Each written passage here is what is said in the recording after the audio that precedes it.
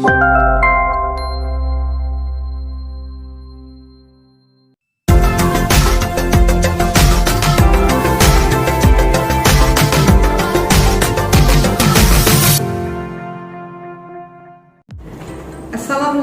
warahmatullahi wabarakatuh.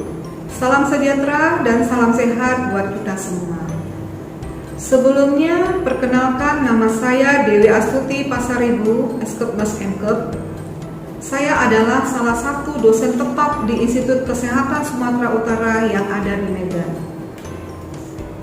Dengan NIDN 0115017503. Pada kesempatan kali ini, izinkan saya untuk menyampaikan pernyataan diri dosen dalam unjuk kerja Tridharma Perguruan Tinggi atau PDD UK-TPT dalam pengajaran.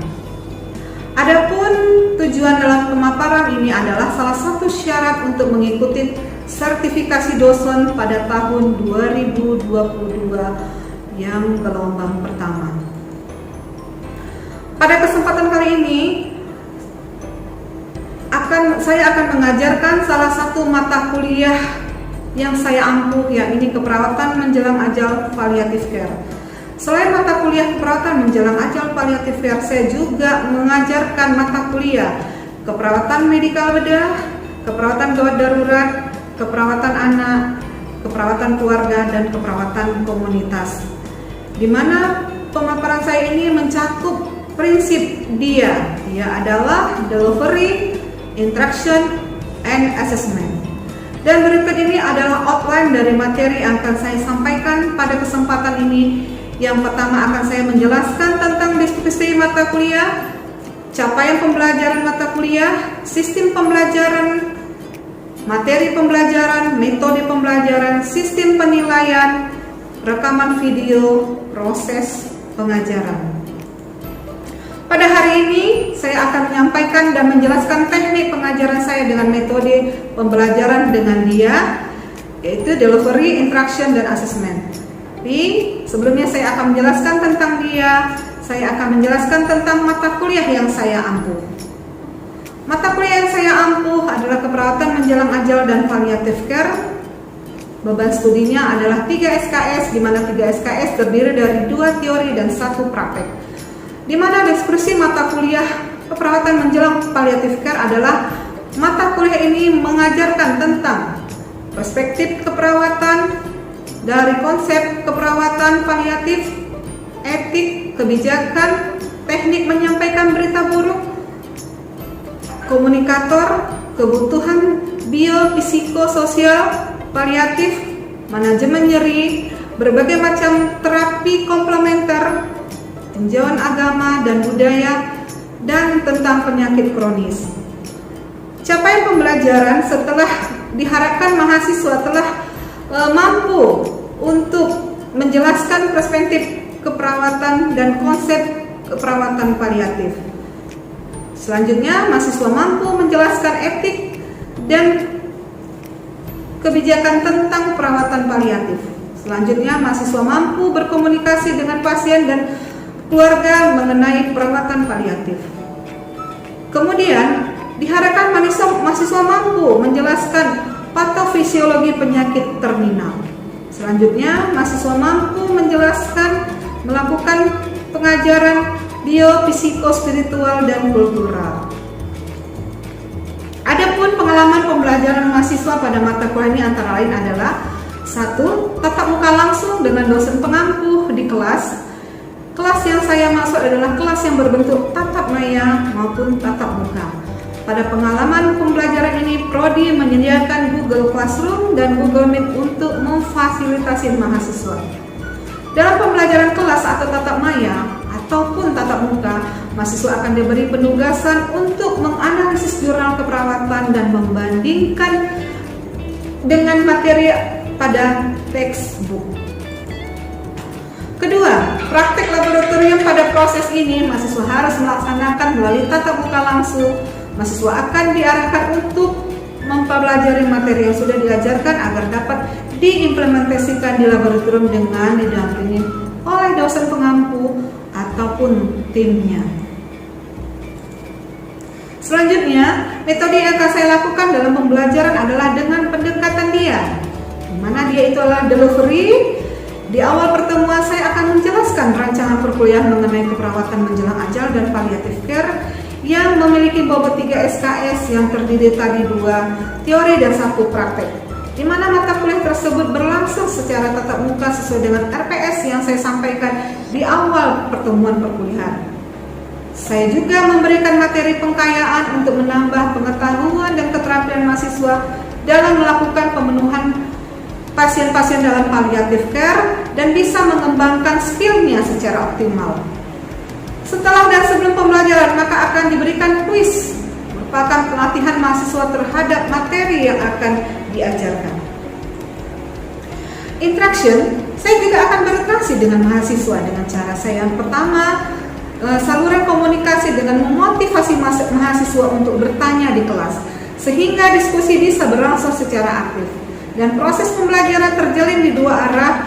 Dan yang kedua, dengan menggunakan Google Classroom untuk berdiskusi dengan mahasiswa dan membuat feedback terhadap tugas-tugas yang mereka kerjakan. Yang ketiga, asesmen. Pada saat pertemuan pertama mata kuliah, saya akan menyepakati kontrak perkuliahan antara pengajaran mahasiswa dan dalam kontrak perkuliahan itu membuat cara saya menilai dan membobot menilai mahasiswa dengan adanya rubrik penilaian, sehingga adanya acuannya saya dalam menentukan penilaian mahasiswa yang lebih objektif.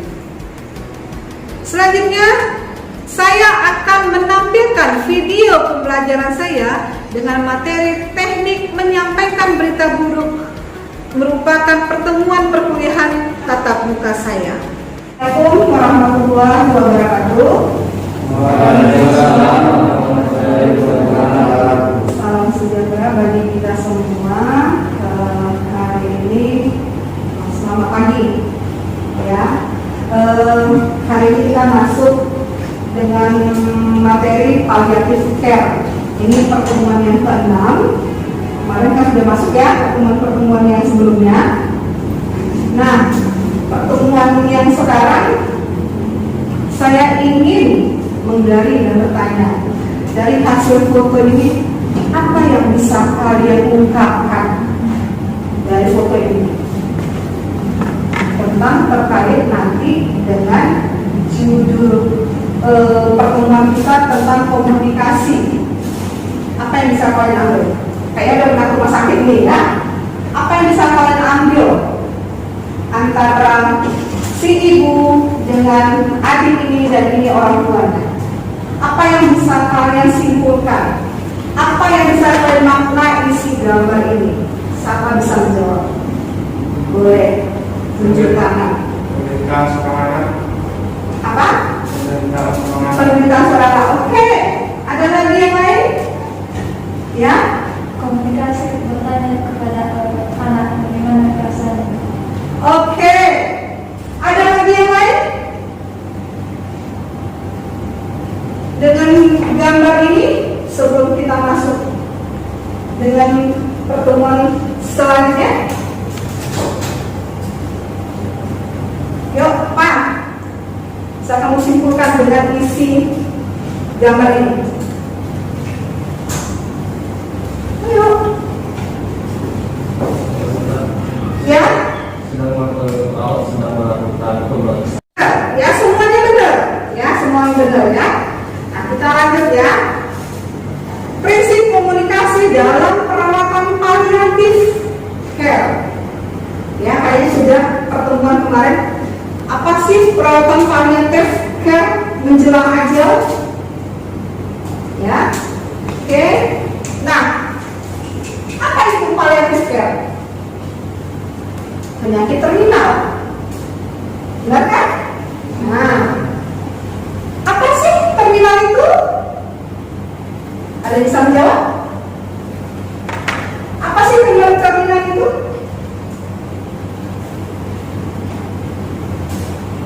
Ada krisis kerohanian, ada penyakit kejiwaan, ada penyakit spiritual, ada depresi berat, ada perasaan marah, ada ketidakberdayaan dan keputusasaan.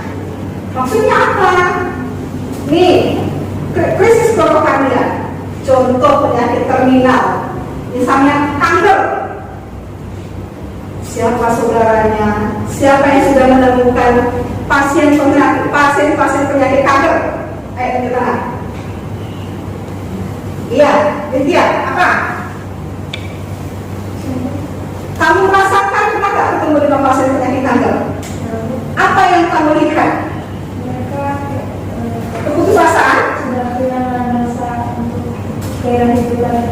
Iya, kita dari keluarga kita aja dulu. Siapa yang keluarganya pernah kena kanker? Kan pasti ini semua kan, perawat semua kan. Pasti ada yang curhat ini. Saudara saya ada kanker darah, saudara saya ada kanker payudara, ada nggak? Ada nggak? Saudara-saudara nonton TV ada kan? Atau kalian di rumah sakit? Ya, ini semua krisis kerohanian, tidak percaya lagi akan Tuhan, menyalahkan Tuhan. Apakah kalau orang awam ya pasti akan menyalahkan apakah ini kutukan? Apakah ini salah saya waktu dahulu perbuatan saya? Benar nggak gitu? Ya kan? Nah, penyakit kejiwaan, terganggu jiwanya karena masalah penyakit terminal itu, putus asa, rasa bayangan dekat dengan kematian. Sebentar lagi saya mati lagi. Dan terganggu jiwanya. Benar nggak? Nah, kalian aja pasti kalau mau ujian, ini belum sidang nih ya. Nanti ke depannya sidang, rasa cemasnya tinggi. Aduh, nggak bisa tidur, gelisah, benar nggak? Ya ini sama, ya. Depresi berat, perasaan marah-marah ketika kita marah sama siapa? Menyalahkan Tuhan, menyalahkan dahulu dia tidak hidup mulai sehat, menyalahkan dirinya sendiri, menyalahkan lingkungan, menyalahkan Tuhan.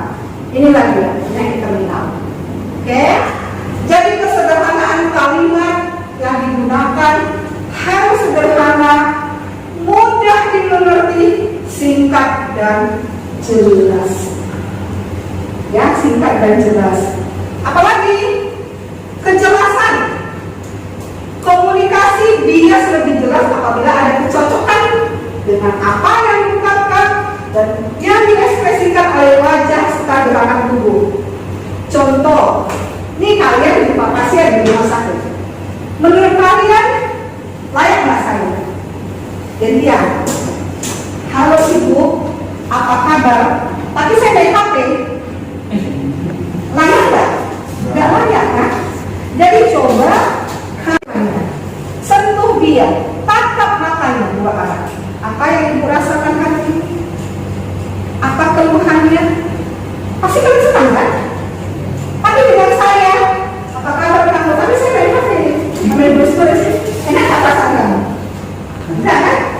Nah, apa nih maksud ibu nih? Saya dicuekin, ya?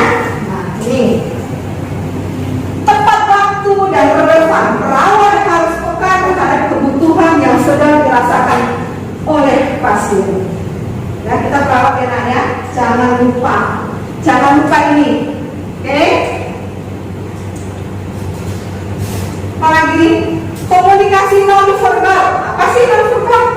Komunikasi yang menyangkut ekspresi wajah, gerak tubuh, sikap, hal yang perlu diperhatikan. Sikap tubuh dan cara berjalan, ekspresi wajah. Jangan pula pasien kita nih curhat tentang dia sakit kanker. Udah, suster, dia sudah meringis nih. Saya sakit kanker berkali. Kita ketawa-tawa, kenapa ibu? Kalian gimana? Tidak enak kan? Jangan begitu. Empatilah dengan keluhan si pasien. Apa yang ibu rasakan? Iya, saya didiagnosa kanker. Nyeri saya skala 7. Dia kenapa muka meringis? Kita harus empati kan? Sakit kali ya bu? Kan seperti itu kan? Jangan cengengesan, tersinggung pasien. Ada masih gitu juga, ya kan? Oke? Ekspresi wajah, gerakan tangan. Gerakan tangan adalah suatu komunikasi yang penuh arti. Gerakan tangan bisa mengkomunikasikan macam-macam perasaan.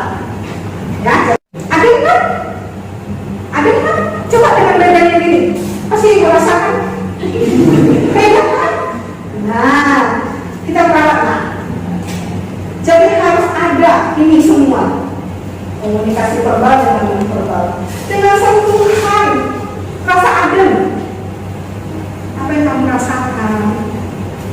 Yang saya merasakan juga sakit kamu. Ayo ingat Tuhan. Kan seperti itu kan? Nah ini ya, oke. Prinsip komunikasi terapeutik menurut si kalian banyak ya, mengenalkan diri sendiri. Oke, ingat ya anak-anak sayang, kalian harus kalau nanti masuk ke rumah sakit, kayaknya udah pengalaman nih, perkenalkan diri. Permisi Ibu, nama saya Suster Dewi. Saya dulu di rumah sakit itu menginfus. Ada nggak orang menginfus? Ya Bu, pok. Stres nggak? Tapi kalau perkenalkan diri, perkenalkan Ibu, saya Suster Dewi. Saya diinstruksikan oleh dokter untuk menginfus. Kata Ibu sudah kurang cairan. Lebih ada nggak? Lebih ada nggak? Dijelaskan.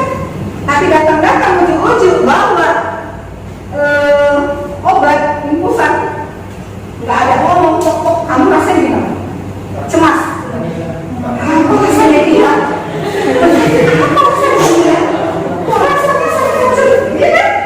Nah ini ya, tetap perkenalkan diri sendiri dulu. Ya, terus apa lagi? Memiliki sikap saling menerima, saling percaya dan saling menghargai. Kamu sudah percaya sama saya percaya sama kamu. Ya, apa lagi? Yang dianut pasien. Kita harus ini tadi menghayati dan menerima. Artinya, ini agama berbeda-beda, tapi jangan diikuti saya Islam. Kamu dan Muslim, jangan saya pertahankan dengan agama saya. Oh, menurut agama saya begini. Gak bisa, Nak.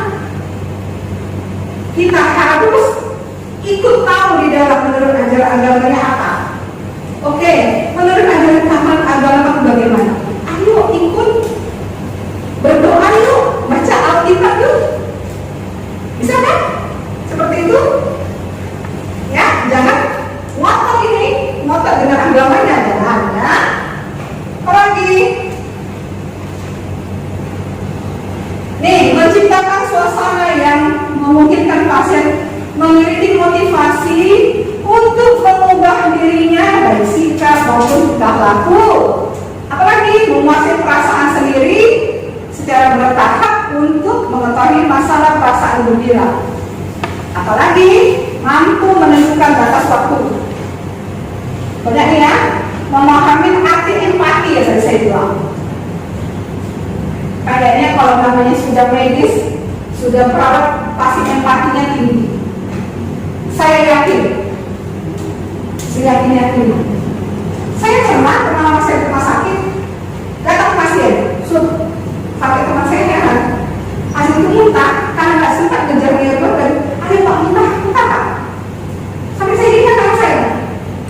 Karena kalau saya bilang, selalu saya mau kakak ya Pak, nggak takut gitu. Karena timbang dia pokoknya tak ada kok muntah aja. Kita nggak kerjakan dengan berbiaya. Ya, empati tadi. Ya, empati dan komunikasi terbuka. Sus, saya mau curhat. Ya silakan curhat apa, begini, tapi jangan bilang-bilang ya sus. Iya. Apa bercerita nih pasiennya? Keluar dari ruangan pasien, cerita sama kawannya. Tahu pasiennya dulu cerita gini loh ini. Cocok nggak? Nggak cocok, karena dia sudah percaya sama kita. Jangan lagi diceritakan ke teman kita. Simpan rahasia pasien ke diri kita. Artinya dia percaya sama kita dengan berkomunikasi tadi. Oke? Yuk. Nih, bertanggung jawab. Ya. Teknik komunikasi terapeutik. Listening, mendengarkan ya, tadi saya sudah ceritakan ya. Dengarkan keluhan pasien. Ya. Terus kasih pertanyaan terbuka. Artinya apa pertanyaan terbuka? Dia si pasien itu menguasa mengungkapkan isi hatinya, dia yang memutuskan, tapi nanti tinggal kita yang mengingatkan. Artinya gini, saya merasa di kantor aja dia mengungkapkan semua itu tinggal mana dulu. Itu kan bukan kejadian. Sudah agak 15 menit sudah tenang kan? Oke Pak, menurut ajaran agama Bapak bagaimana? Kita kasih pilihan. Ya, ya. Oke. Mengulang, menerima, memfokuskan, membagi persepsi, identifikasi tema, diam. Ada yang sudah mau pasnya kita diam aja, dengarkan aja. Tapi dengan sampai dia puas, kita diam aja. Jangan ditangkap bahasa dia. Kita diungkapkan semuanya. Ya, kita diungkapkan semuanya. Sudah nampak dia tenang, baru kita masuk. Sudah tenang Pak. Ya, seperti itu ya. Kondisi terminal. Apa sih kondisi terminal? Tadi ya, proses yang progresif menuju kematian. Nah ya, terminal ya, kematian. Berjalan melalui suatu tahapan proses penurunan fisik, psikologi, spiritual bagi individu. Menurut KP itu. Ya, ini banyak ya. Oke. Tipe-tipe perjalanan menjelang ajal kematian. Nah, anak-anakku sayang, kalian pernah ke rumah sakit? Pernah tidak kalian mendapat kasus pasien menjelang ajal? Ingat. Atau pernah tidak kalian punya saudara gawat di ICU menjelang ajal? Masih ada kan? Saya pasti ada banyak. Saya lagi kerja di rumah sakit banyak kali, ya.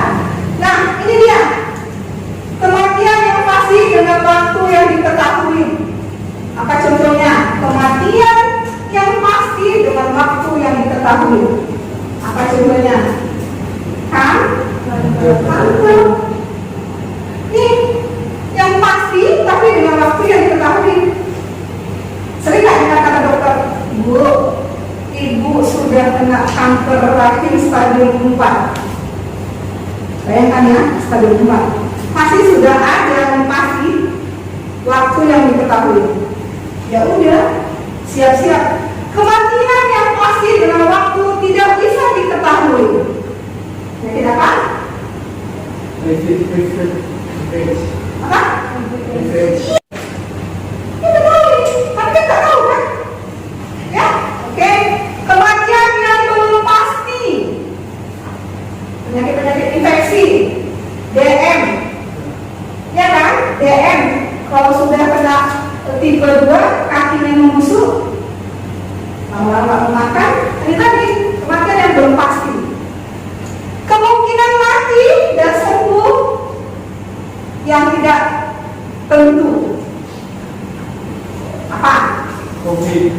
Ya? COVID-19. Lagi pandemik ya sekarang ya, COVID-19. Oke. Nih, jenis penyakit terminal, penyakit kanker, penyakit infeksi, stroke, IVS, akibat kecelakaan. Oke. Nih, tujuan keperawatan klien terminal. Cepat ya kalau saya. Ini ya. Ada menghilangkan, mengurangi, membantu klien dengan rasa kehilangan, mempertahankan harapan hidup. Ya, oke ya. Nah itu tadi penyakit terminal. Oke, thank you. Ada pertanyaan?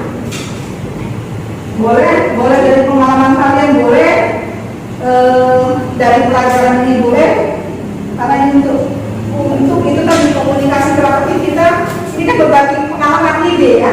Berbagi pengalaman. Ada yang mau ditanyakan tentang penyakit?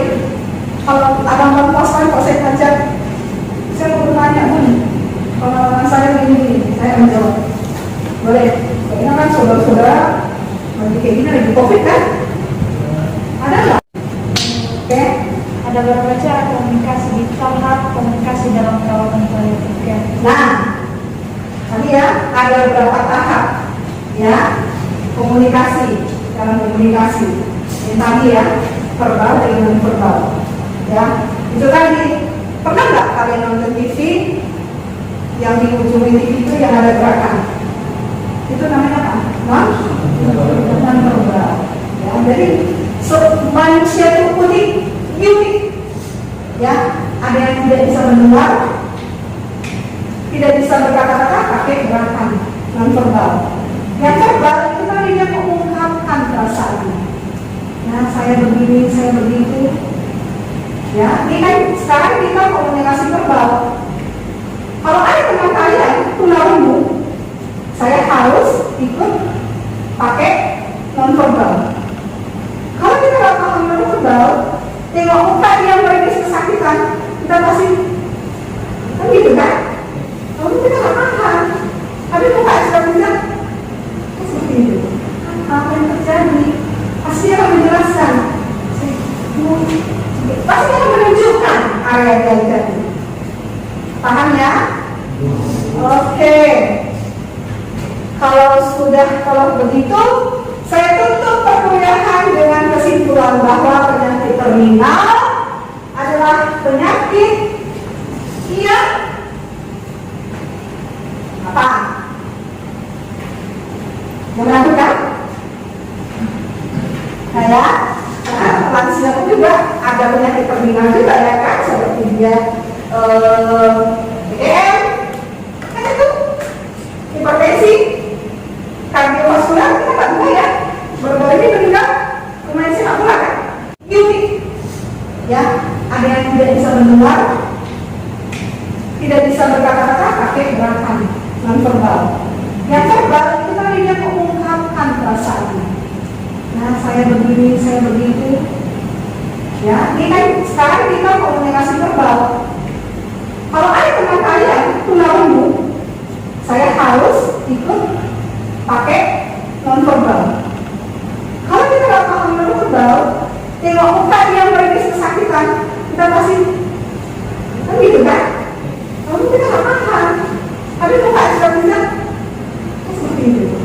Apa yang terjadi? Pasti dia akan menjelaskan. Pasti dia akan menunjukkan area yang terjadi. Paham ya? Oke. Kalau begitu, saya tutup perkuliahan dengan kesimpulan bahwa penyakit terminal adalah penyakit yang apa?